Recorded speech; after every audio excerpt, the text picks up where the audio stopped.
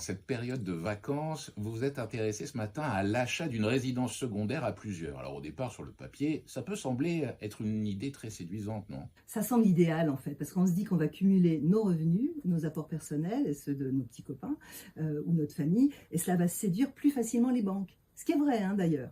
Donc ça, c'est plutôt bien. Et après l'achat, on se dit on va partager les frais de notaire, les frais à venir dans la maison, tout ça, tout ça. Et c'est là que je sens des nuages noirs se former au-dessus de cette maison secondaire, non?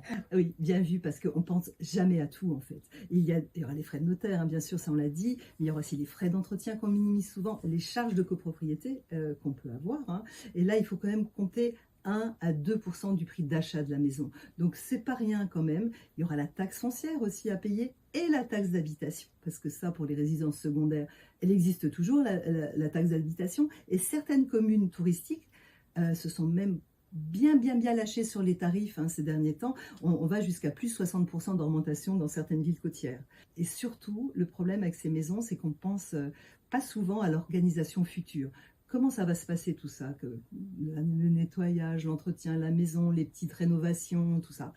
Alors soyons pragmatiques, Sylvie. Comment on peut faire? Quels sont vos conseils pour éviter de perdre trop d'argent et de rationner tout ça?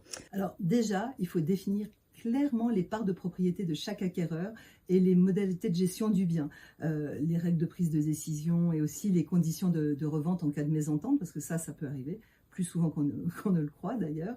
Et pour établir tout ça, on opte pour deux statuts. Soit on fait une indivision, soit on crée une SCI, une société civile immobilière. Dans l'indivision, chacun pèse pareil. Pour prendre des décisions, c'est parfois vraiment coton, parce que pour que tout le monde soit d'accord, c'est chaud. En revanche, avec la SCI, on a tout établi à l'avance. Les statuts sont très clairs, on a désigné un gérant, c'est obligatoire, hein, qui va prendre en charge la gestion courante. Et du coup, quand il va faire des petites choses, il n'aura pas à en référer à la terre entière. Bon, il faut avoir confiance en la personne qu'on élit, mais c'est quand même important. Et c'est la SCI qui vous protégera le mieux, et c'est aussi la plus avantageuse pour la succession future. Voilà, quand vous serez plus là, vos enfants, vos amis, qui en profitera, mais ce sera plus facile avec une SCI.